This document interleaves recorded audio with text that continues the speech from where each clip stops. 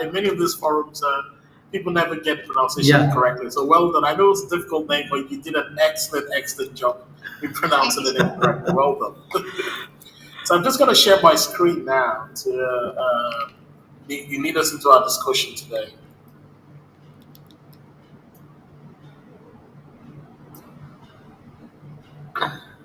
Can you see my screen? Yes. Excellent. Thank you. So today we'll be talking about teaching in the algorithmic age, AI and legal educators challenge. And I had earlier thought about thinking about this topic from the lens of commercial law, which is an area of law that I'm very passionate about.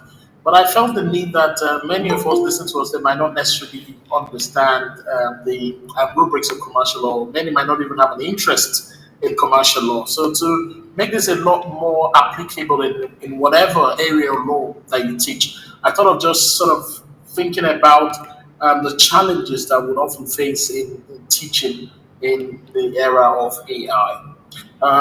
Essentially, I would lead our discussion by looking at a few things like the legal education revolution. We're going to consider the current state of AI in legal education, and we're also going to then consider pedagogical challenges and opportunities, as well as future directions and recommendations. Yeah, to get us started is to have this mental picture of a first-year law student who is sitting through his constitutional law class, and then he's taking notes as the professor is explaining the nuances of, say, substantive due process. Meanwhile, on their laptop, they are on ChatGPT, right, or any AI model, whether Claude AI, analyzing the same constitutional provisions, all right? And this AI system is able to generate comprehensive case summaries, draft legal arguments, all in the time it takes us to write a single paragraph. Now, this isn't science fiction, okay? This is Tuesday morning in 2025. That is what we're dealing with currently in today's climate. All right, so we stand at the most transformative moment in legal education since Christopher Columbus Langdell had introduced the case methods at Harvard in 1870. But unlike previous pedagogical shifts, okay, that took decades to unfold, the AI revolution is somewhat reshaping legal education in real time, semester by semester, now forcing us to confront fundamental questions about what it means to think like a lawyer. All right, so essentially, this is why this particular topic is very timely, to help us understand why it matters for us to start thinking about how we teach our students. What does it mean to be a lawyer in today's AI-driven world? Okay, and that leads us to the next slide. Just to be sure everything's going on well. You can hear me all? Yes. Yes. Can you hear me? Yeah, perfectly. Okay, yeah, just to be sure. Okay, all right. So why does this matter? And it matters because currently we face three critical challenges as legal educators. One is a competency gap, which of course tasks us with understanding how we can prepare students for a profession that is being transformed by technology that they have no clue about. They don't understand the technology. Another is a pedagogical paradox, which is how do we teach critical thinking? How do we teach legal reasoning when AI can replicate many traditional legal tasks? And the last is the ethical imperative. How do we ensure that graduates can navigate the complex ethical landscape of AI-assisted legal practice? Okay? And going on to discussing the current state of AI in legal education, I have just looked at this particular survey conducted by the American Bar Association 2024 on AI and legal education, and you can see the numbers don't lie, because about 5% of law schools in America now offer dedicated AI courses, clearly taking into account the time that we live in. 3% provide curricular opportunities for students to learn AI tools. So essentially, we see this trend for law schools towards integration rather than prohibited usage of AI. But then this represents a significant gap because majority of law schools world over still have dedicated AI instruction, despite the technology's great relevance in legal practice. All right? So we're going to move on to consider, all right, how legal education institutions are responding to these influx of AI. Now, there are four distinct approaches. One is that run by pioneer institutions who said, you know what, we're going to have AI-focused LLM programs. And the idea here is to integrate cutting-edge law and technology models as well as policy in an integrated curriculum. We also have the research leaders, which often say that we're going to help allow our students drive research. In other words, students here will lead research, all right, on AI, while also preparing them for practice as well. Because currently, there's a huge gap between what obtains in practice, because many law firms now rely on the use of AI in trying to function as law firms. And students, for instance, for the workplace, essentially they must be well equipped on the use of AI. But then the last two are quite important because this is where we sort of have to focus on the most common approaches that have been adopted by most law schools. Is either they become adaptive integrators. In other words, they have said, you know what, we take note of the importance of AI, and then we have now decided to weave AI literacy into existing courses rather than just creating standalone programs. But then there's the others who say, you know what, we don't believe in this AI. Why would we adopt AI? All right, we continue to remain hesitant. In fact, we will adopt a wait and see approach to see whether AI could, of course, be encouraged rather than prohibited in that sense. So they're very hesitant to embrace AI integration. They view it as a threat rather than an opportunity. And it is this type of approach that we need to sort of start leaving behind and move towards being adaptive, because whether you like it or not, AI has come to stay. It is not going to go anytime soon. So it's best that we understand that and try and adapt to our current realities. The next thing to consider is the idea that this is even more important because of the disconnect between legal education and legal practice. Essentially, what we have is that in legal practice, most law firms have started using AI to review contracts.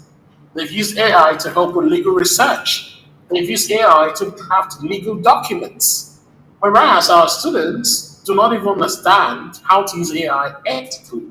They don't understand the AI tool functionality. They have limited knowledge of the limitations of AI, and they have insufficient training in the ethical implications. So how do we bridge this gap between what obtains in practice and what we teach our students? Essentially the essence of our discussion today.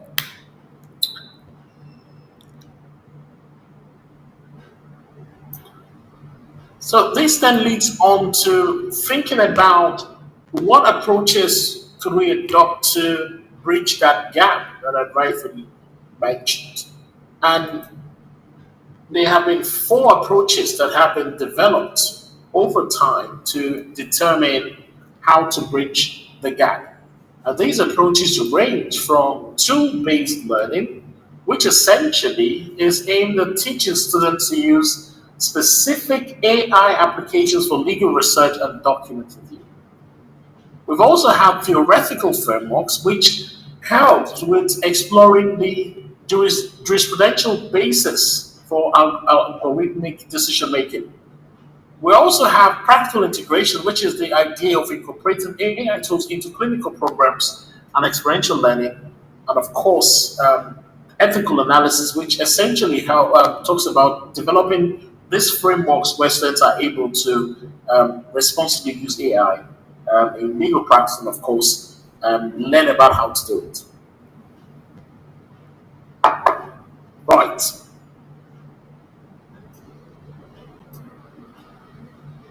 So let's sort of deal with the tool-based learning approach, which some persons have adopted.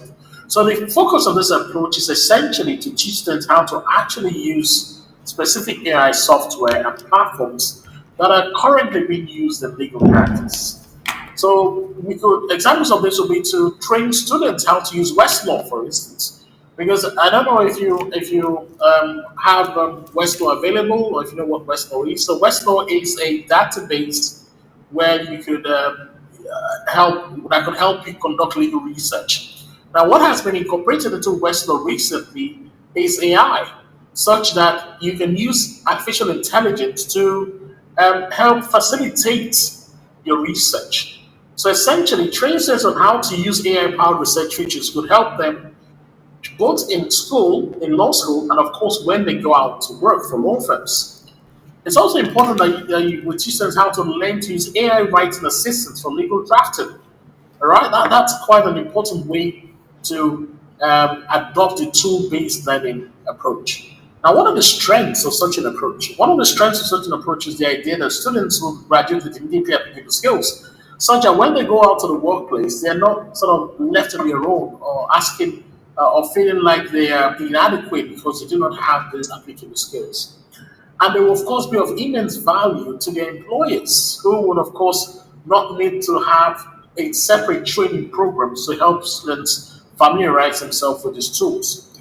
And students then readily have confidence in working with AI technology. Some of the limitations include the fact that it's very hard to keep up with technological changes. Every day there are different tools that come up. And that could mean that some tools which you become an expert in could become obsolete. All right? And there's essentially a focus on how rather than the why and when. And the question why use AI or when to use AI is equally as important as how to use AI. Okay? And we also risk creating button pushers rather than critical thinkers. And this means that students then become over reliant on AI such that they cannot think critically for themselves. And sometimes it becomes also very expensive to maintain because these software licenses for educational use are so expensive that sometimes universities with more pressing issues might not necessarily want to invest so much on obtaining these licenses. This then takes us on to a theoretical framework. All right, what are the jurisprudential implications of using AI? So essentially, what this approach examines is that it examines AI from a legal theory perspective and asking fundamental questions about how algorithmic decision making fits within legal systems and jurisprudence. So examples to sort of help students in practice will be to maybe analyze whether an AI-generated contract can form a valid legal agreement. So this is something you can do in the classroom with your students to get them to pick out, to have this sort of discussion on the validity of AI-generated contracts. It's also possible to explain or explore how algorithmic bias affects concept of equal protection and due process. All right, particularly if you're teaching constitutional law as well. Okay? There's also the idea of thinking about the nature of legal reasoning and whether AI can truly understand law. Is it competent in that? Can we treat AI as a legal person? If, for instance, you're treating company law as a model monitor. It's also possible to get them to study how AI challenges traditional notions of legal authority and interpretation. Okay? And to just sort of give us some ideas on the kind of questions that we can explore with our students is whether an algorithm can make a decision or a legal decision, or can it only assist humans in making decisions? How do we maintain rule of law when decisions are made by AI? All right. What does it mean for legal reason? Importantly, is this a debt of legal reason since AI can think faster? Well, maybe not think faster, can pattern match faster than humans can think, because we know AI cannot think on its own. It relies on what you feed it. But however, its processing speed is a lot faster than humans. So what does that mean for legal reasoning? Okay? Then we want to talk about the strengths of this approach. So essentially, yes, this will help students to develop a deep critical thinking about AI's role in law. Students are better prepared for any long-term challenges, regardless of whatever technologies are presented before them. And they then have the theoretical foundation for ethical reliance on AI. However, there are some limitations with this approach. I don't know about you, but while I was in school, I never liked legal theory. I hated jurisprudence. I never saw the importance of jurisprudence. Okay, and that is something students often struggle with as well. One, why do I have to study jurisprudence? So it may seem abstract to students to understand these jurisprudential implications, and it doesn't often translate readily into the workplace. This approach. So students might not necessarily have the readily applicable skills that they desire.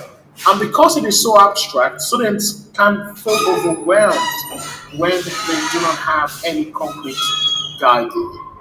For those who need more reliance or more help or more handholding, those who need concrete guidance might be overwhelmed by any jurisprudential discussions. Okay? This then takes us to the next approach, which is practical integration.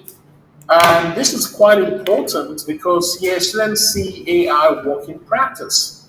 So what the approach here suggests is that you embed AI tools into real-world legal work that students perform under supervisions, such as legal clinics, extensions, and simulation courses. So examples will be students using AI tools to research housing law issues for actual clients. Or perhaps they could use AI to think about due diligence on mock transactions, particularly if you're doing a corporate law simulation. There's also immigration issues as well. How do we incorporate AI translation tools for client interviews? Particularly, and this would often come in handy in India, particularly because there's also quite a number of languages as well that are being spoken as well. So it might be useful to sort of use AI as a translation tool for client interviews as well, and see how students deal with that. And there's also the tax clinic as well, which would encourage use of AI to identify relevant regulations and precedents as a way to encourage them to get familiar with the use of AI. So how does this all work? So it could be a case of students having real cases or realistic simulations. And then what then happens is that the supervisor then incorporates AI tools into the workflow, and students are being guided on how and when to use AI appropriately. And students here not just apply AI, but they must learn to verify the output AI gives and exercise professional judgment. All right? And then what are the strengths and weaknesses or limitations of this approach? Well, for strengths, students will then develop a judgment about when AI is helpful and when it is problematic. They also will have confidence as well because they're guided by their supervisor, and they will of course be shown that AI can be used as a tool that enhances rather than replaces human expertise. However, one limitation is that for you to run this successfully, you must have faculty that understand the use of this AI. So essentially, there would need to be some investment in faculty training and supervision. The clinic work would, of course, be slowed down in that sense because you cannot run the clinic if you do not have faculty that understands how to use AI. And it might also be resource intensive such that universities might not want to commit to such an approach. And finally, the last approach is the ethical analysis approach. And here, students will be exposed to developing systematic frameworks for making ethical decisions about AI use or the use of AI. And some of the core ethical issues you could address here will be competence, confidentiality, transparency, bias, and accountability. And I'm quite interested with the accountability part, particularly because it talks about who is responsible when AI makes errors. Who do we hold responsible when AI has made an error? Okay? And in terms of transparency, what kind of issues would lawyers have to disclose to their clients about the use of AI? You have to tell your client that you use AI trying to come resolution. This is that something that you'll be okay telling your client? Will that then lessen the effort you put in as a lawyer in the eyes of your client? And how do you then protect client information when using AI tools as well? Okay, because confidentiality is quite important, particularly if you're dealing with sensitive issues involving your client. And in terms of confidence, will lawyers have the confidence to use AI, but when if they do not have a sufficient understanding of AI? All right, so these are the kind of issues that you can explore when dealing with this last approach on ethical use of AI. Okay, and quite importantly, in terms of examples and practice, you could of course have case studies where students analyze the ethical dilemmas involving AI use. It's also possible to develop a checklist of ethical use of AI in different practice areas. It's also important to think about role-playing exercises where students can decide to explain the use of AI to clients. And of course, in terms of the model rules of professional conduct, it might be worth having some form of discussion on how this applies to an AI context. Quite essentially, if you're going to adopt this approach, then you might want to help students come to an understanding of when is it appropriate to use AI. Do students understand this tool enough to use it competently? What are the risks if the AI is wrong? How do I verify the AI's output? And what do I need to disclose to my client? It's important that you would have students use these questions as a guide before they decide to use AI. In fact, they should have answers to these questions before they decide to deploy AI. Now, in terms of responsible use of AI, what are its strengths and weaknesses of this approach? And essentially, one important strength is the students now are better prepared for evolving ethical landscapes. Students develop a professional judgment and responsibility. They they are provided with practical guidance for real world decisions. Okay, and for limitations, obviously, ethical standards still keep evolving, and therefore, the students will need recurrent training on the ethical issues involving the use of AI. And it can also create anxiety, particularly where you ask the question, what happens when AI is wrong? All right, that could lead to anxiety, but maybe it's that use AI and it has given the wrong conclusion, and it still has not verified the information produced by the AI. Essentially, students will lack confidence regarding the use of AI if there's an emphasis on this approach. And again, ethical issues often do not keep pace with technological development as well. So this, of course, will be a limitation with the ethical use of AI.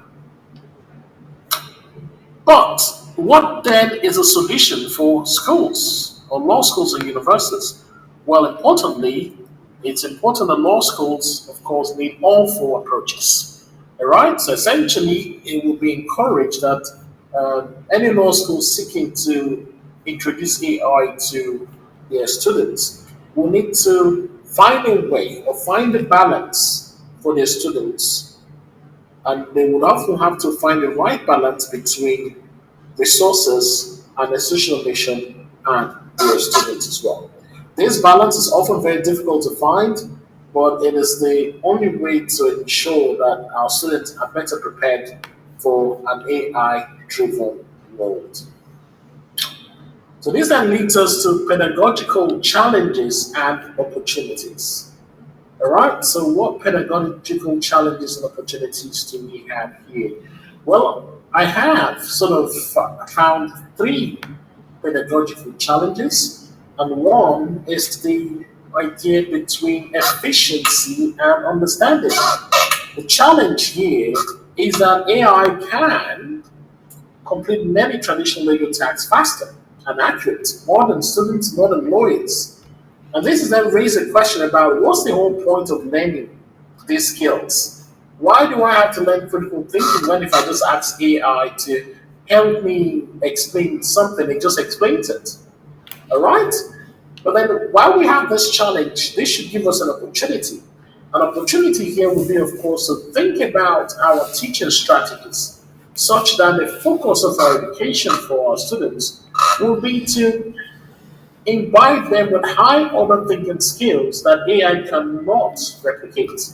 High order thinking skills like creative problem solving, ethical reasoning, strategic thinking, and client counseling. All right, these are things that AI cannot essentially do. It's important that we sort of start thinking about moving away from the old way of assessing students to more practical value in how we assess our students, such that they can be better prepared for deploying AI. The second tension is tool mastery versus critical thinking. All right, and because of the increased use of AI, we have this pressure to teach them specific AI tools. But then we often cannot keep pace with the tools because they evolve rapidly. Every day there are new tools that have come on the scene. There was a time when it was only ChatGPT. Now we have Claude AI and a variety of other tools that have proliferated the entire legal landscape. And that means that if you teach students specific AI tools, this then means that what you taught them, they become obsolete. All right? But now the opportunity here will be for you to focus on teaching AI literacy rather than just teaching students specific AI tools. In other words, students should be equipped with understanding how AI systems work, what are their limitations, what are their capabilities, and how do we evaluate their outputs critically. Essentially, you are teaching students to be AI skeptics. All right? They have to question, they have to verify, they have to enhance AI outputs rather than accept them uncritically. And the next thing will be to think about individual assessment and collaborative reality. Essentially, what we have with the current traditional individual assessment is that they do not reflect the reality of the workplace, where AI is seen as a collaborator. Lawyers work collaboratively with AI systems. In traditional individual systems, AI is seen as the enemy. Okay? And the opportunity here will be to develop new assessment methods that evaluate students' ability to work effectively with AI tools while maintaining professional judgment. So essentially here, it is to encourage collaboration between AI and, of course, our students as well. So essentially, we would want to create assessments where students must use AI, for instance, to solve complex problems, then justify their approach and critique the AI's contribution, or even critique their approach. So maybe write a reflection or reflective piece on the use of AI in addressing the problem before them. Okay? This then leads me on to future directions and recommendations. This part of the discussion I will be addressing in three parts. So essentially, we're going to look at short term, medium term, and of course, long term.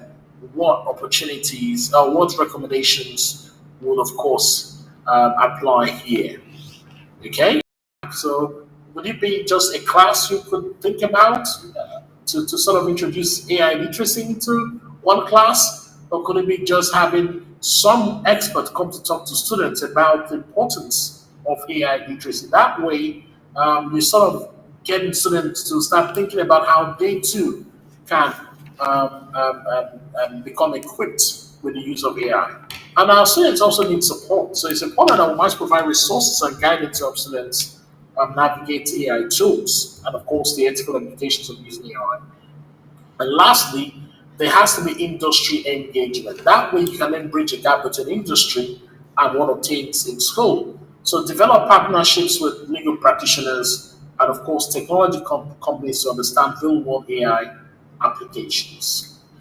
Then, in the next 3 to 5 years, there's also some structural changes um, that could have developed. And one is innovation of assessment. So there might be a development of they need to develop new methods for evaluating student learning that account for collaboration with AI. It might also require a redesign of the entire pedagogy. Okay? So restructure courses to focus on skills that complement rather than compete with AI. AI is not the enemy. Okay? Then we need technological infrastructure. Invest in technology. Obviously, this is something that you might not necessarily be able to do, but the powers that be, I hope they also are hearing that it's important that you need to invest in technological infrastructure to support AI enhanced legal education. And importantly, students must also deploy AI responsibly. So essentially, there has to be some framework for the ethical use of AI in legal education and practice. And more long term, it might be important to have some more personalized learning. In other words, we'll have AI tutors which will provide individual instructions tailored to each student's learning style and pace. And this might not happen even in 15 years, it might happen a long time because there's such a pressing need for more tutors and we have more students as well. So it might be tough to have a personalized learning space, but that's something we can aspire to have. Okay. Then the curriculum should also be dynamic as well. It should be adaptable. It should be able to adapt or keep up with the pace of technological development and industry needs. And more importantly, there has to be some form of global collaboration and through the reliance on AI, particularly in terms of legal education and research. What about legal educators? All right, what is left for legal educators here? All right, for legal educators, and by legal educators I mean teachers like myself and of course most of faculty, it's important that we can also have our own role to play in how AI shapes our legal education. And one way is to start small and think big. So begin with pilot programs and gradual integration while developing long-term strategic plans. So pilot programs could be, try and introduce a little bit of AI in the assessment, for instance, and see how it works for the first year. And then you then gradually start thinking about long-term, how you're going to collaborate with AI to help better prepare your students for an AI workplace. Also, it's important to collaborate widely. Colleagues across disciplines, institutional sectors could share resources and expertise, and particularly best practices on how to successfully integrate AI in legal education. And remember that students are the focus. It's not you, it's about students. And the goal essentially is to prepare students for successful careers in an AI transformed legal profession. And finally, do not be afraid to experiment.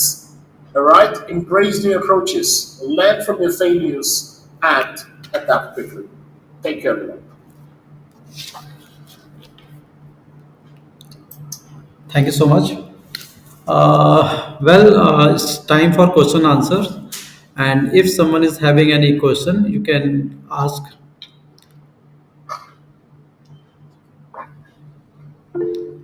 Yes, please ask your question. Or what you can do, you can drop your question.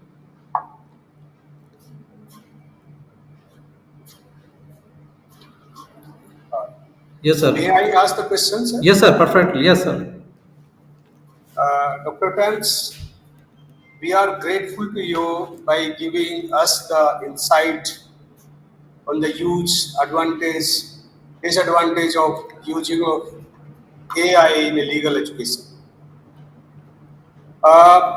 What humbly I request, I have a little doubt,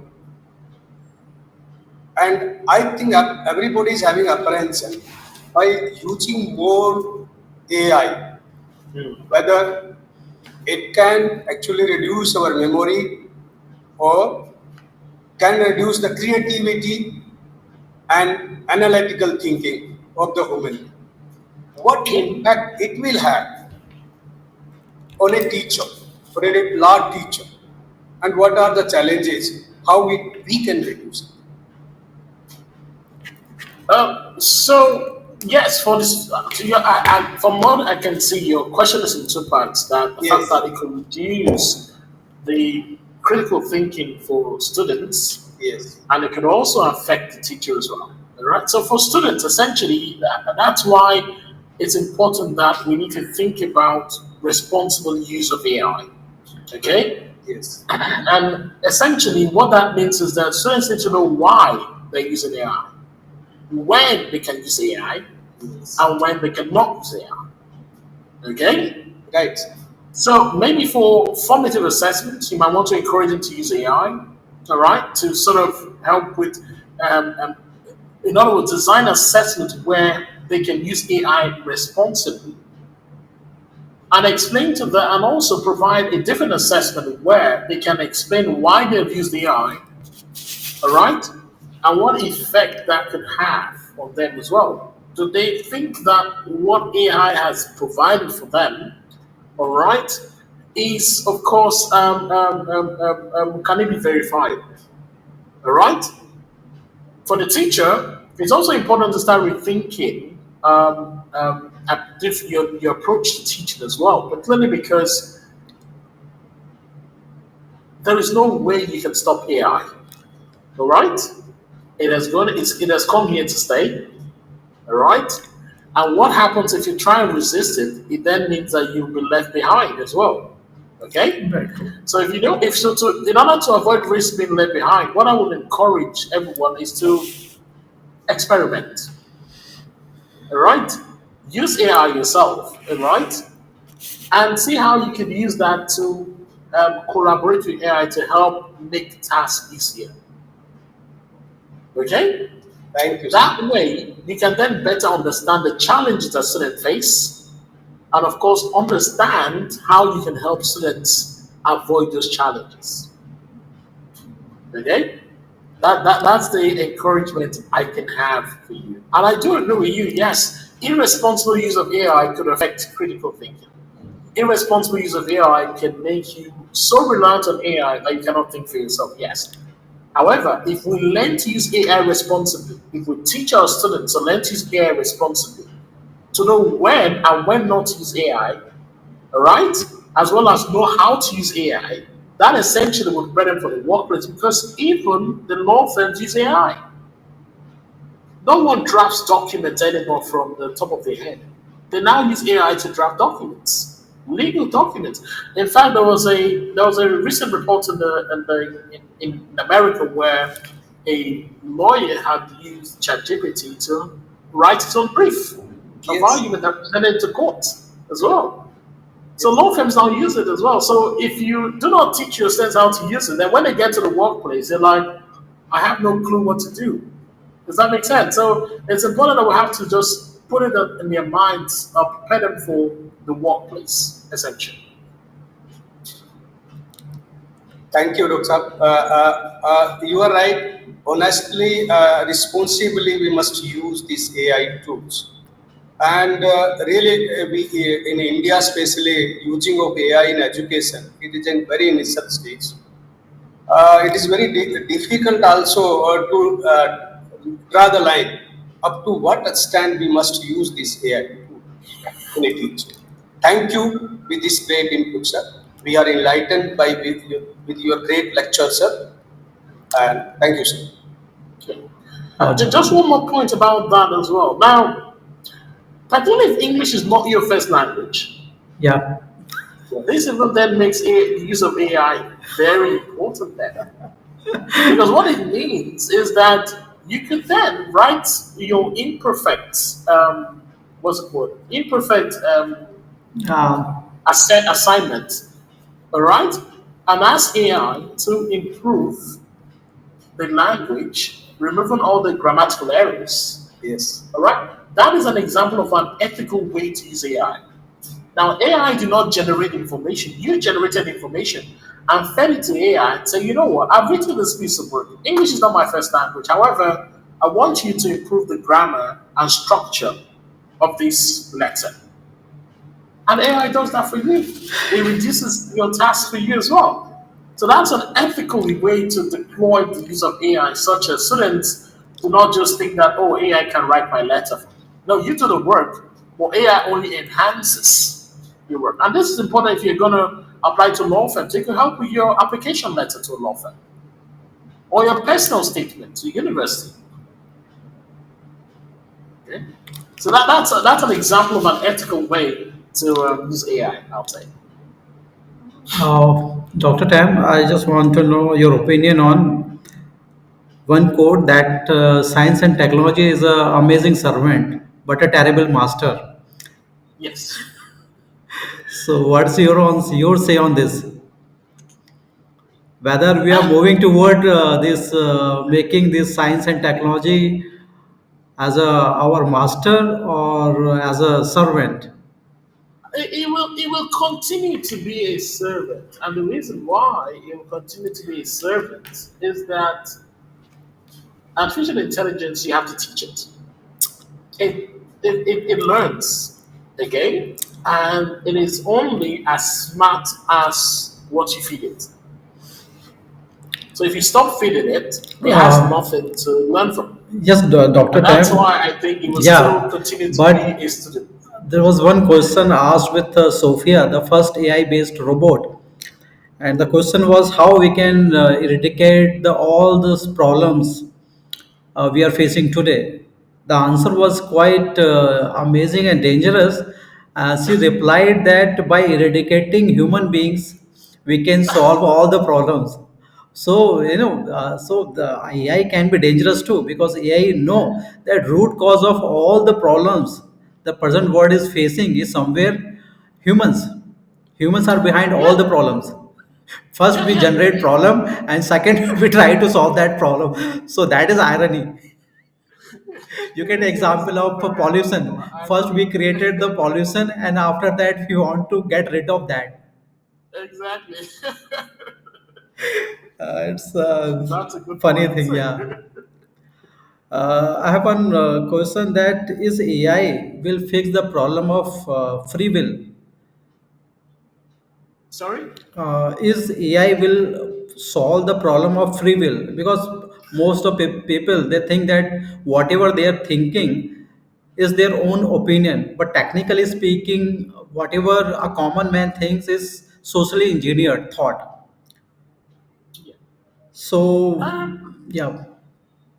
in terms of whether it will solve the problem of free will, I do not think so. That's my opinion. I still think that we would, of course, still be free to think what we think as well. All right, even if we're often informed by our environment in that Yeah. sense. Okay, but in terms of the deployment of AI in today's society, you will still need human beings, for instance, to fillet a fish. All right? If you want to cut a fish, you still need a human being to do that.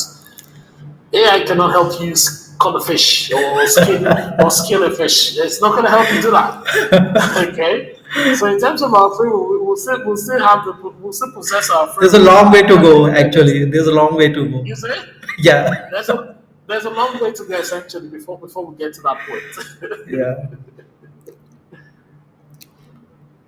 Um, One more question that what new we can teach that cannot be taught by AI? So for me, I feel like with that, we need to think about what skills do students need in the workplace. Okay, and that should be focus. What skills will students need in the workplace? What do employers look out for? And that's why oftentimes having industry engagements, is often important.